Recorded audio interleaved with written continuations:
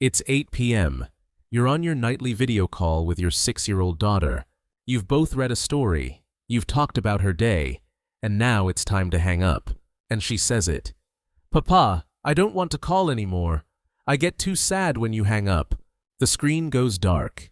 You're sitting there alone, and you realize you're trying so hard to be present, but somehow you're making it worse. So here's what most parents do next. And honestly, it makes sense. You start calling less often, maybe every other day instead of daily. You're thinking, I don't want to keep hurting her with these goodbyes, or you try to logic it away. But sweetie, I call because I love you. As if explaining will make a 6-year-old's broken heart understand. Your child doesn't think, Dad's protecting me from pain. Your child thinks, Dad's disappearing. The thing you're trying to prevent? You're accidentally making it real. Look, if you've sat there after hanging up, feeling like you just broke your kid's heart one more time, you're not a bad parent. You're a parent in an impossible situation doing the only thing you can think of. Nobody teaches you how to do this. How to parent across time zones, how to love someone when every conversation ends with goodbye. This isn't your fault, but Danish families figured out something about long-distance relationships that changes everything. They have this concept called hygge distance. It means creating felt presence, not just face presence. Here's the problem with daily video calls. To your 6-year-old's brain, they don't feel like connection. They feel like daily reminders of what's missing. Every call ends the same way, with you leaving. Again, so her brain starts protecting her. If I don't call, I don't have to say goodbye. She's not rejecting you. She's protecting herself from repeated loss. I'm going to show you 5 shifts. This won't eliminate the distance. Fair warning, step 2 is going to sound completely counterintuitive. You'll think I'm telling you to call less. 5 shifts, under 10 minutes to implement. Let's walk through them together. Because here's what Danish families know that we don't. Presence isn't about screen time, it's about meaning. Step 1, stop calling at bedtime. I know. It's when you're both free. It's the routine you've built. But here's what's happening. Bedtime calls mean your goodbye is the last thing before sleep. Your daughter goes from talking to Dad to lying alone in the dark. When we're exhausted, our prefrontal cortex, the rational regulation part of the brain, goes offline. That goodbye hits 10 times harder when she's already running on empty. So move the call, after school, before dinner. Even morning calls work, because after your call ends, she still has activities, homework, playing outside, dinner with Mom. The goodbye isn't followed by darkness and loneliness. It's followed by life. That's shift 1. 2 minutes to change your schedule. 4 more to go. Step 2. Send physical things. Things that exist in her world when you're not on a screen. Postcards with specific memories. Remember when we found that weird bug at the park? Matching bracelets. You wear one, she wears one. When you touch yours, I'm touching mine. A voice message on a keychain recorder. Just you saying goodnight. She can play it whenever she wants. Or my favorite, a hug button. It's a small stuffed animal with a voice recording inside. She squeezes it. She hears your voice. Between calls, your daughter has tangible proof you exist. You're not just a face on a screen that disappears. You're a postcard, a bracelet, a voice she can hear at 2 a.m. 2 shifts down.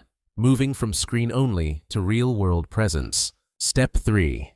Let me show you what this looks like in real life. Without the reframe, your call is ending.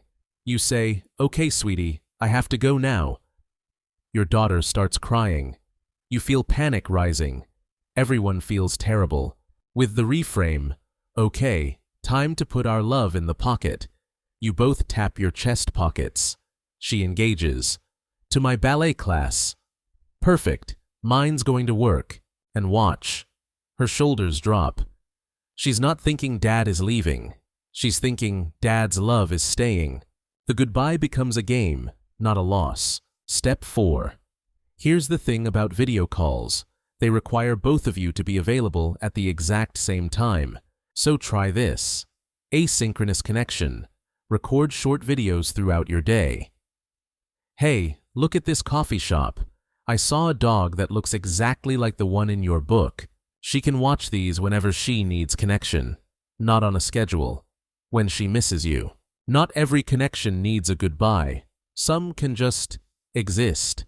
4 shifts in, 1 more. Step 5. Last shift. And this one's tough. Stop pretending distance is fine. When you hide your feelings or pretend this is easy, here's what she learns. My feelings about this are wrong. So instead, try emotional honesty. You know what? I miss you. And I know you miss me. And missing someone means they matter. Saying goodbye is hard because our love is so big. If we didn't love each other this much, it wouldn't hurt. I feel sad too when we hang up. You know why? Because you're my favorite person. Kids can handle hard truths. What they can't handle is confusion and secrecy. When you name the emotion, it becomes manageable. When you hide it, it becomes scary. 5 shifts, that's it. You stopped treating video calls as a replacement for being there physically. Instead, you created multiple channels. A goodbye ritual that stores love. Presence that exists even when you're not on a screen. And emotional honesty that builds trust. You didn't fix the distance. You can't. But you changed what the distance means in your child's brain. It's not proximity that creates security. It's predictability and responsiveness. She needs to know you're reliably there. Now, I know what you're thinking. What if she still says she doesn't want to call? Let me show you exactly what to expect. Day 1. You try the new timing, afternoon instead of bedtime. She's confused, maybe even more resistant. She's testing. Is this new pattern real? Day 3. The goodbye ritual is becoming familiar. She starts adding to it. Now the love is going to grandma's house, and then to my friend's birthday party. She's engaging. The shift is starting. Day 5. Your daughter shows you a drawing she made. She saved it. To show you. On the call, she's collecting things to share. This isn't magic. It's pattern training. And patterns take consistency, not perfection. Most parents report genuine shifts within 7 to 10 days. Let me tell you what this looks like 6 months from now. You're on your afternoon call. Same time, same routine. But now your daughter barely looks at the screen for the first minute. She's too busy showing you her new shoes, her test paper, the rock she found. She's not treating this like goodbye. She's treating it like you're there. At the end, she says, "Okay," putting love in the pocket, taps her chest, blows a kiss, and runs off to play. No tears, no clinging. Not because she loves you less, because she trusts the pattern. She knows tomorrow's call is coming. She knows your love exists between calls, in the bracelet, in the postcards, in the videos she can watch at 2 a.m. She knows missing someone doesn't mean losing them, and when you do get to visit in person, she doesn't act like you've been dead. She acts like you've been away. There's a difference. That's not just surviving distance. That's secure attachment despite distance. Remember that moment? "Papa, I don't want to call anymore. I get too sad when you hang up." Here's the thing. With these 5 shifts, she might still feel sad sometimes. Because missing someone you love is sad. That part's real. That part's human. But she'll learn something more important than Dad can make the sad go away. She'll learn this. Dad can hold the sad with me. And it doesn't break either of us. And he's still here tomorrow. That's not fixing the distance. That's teaching her that love survives distance. Your child won't remember every call. But she'll remember this. When loving you was hard, when distance was painful, you didn't disappear. You didn't make it fake happy. You made it real. And real, consistent, honest love? That builds humans who know how to stay when things get hard. So choose. Choose to be the steady pattern in an unstable situation. Here's your challenge. Before your next call, Today, if possible, pick just one shift. Change the timing. Send one physical item. Try the goodbye ritual. Just one. Then come back here.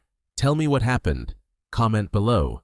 Because this works. Not perfectly, not painlessly, but genuinely. And if you're in this situation, if you're trying to parent across miles and time zones and court orders and custody agreements, you're not alone. Thousands of parents are figuring this out right now, including you. You've got this.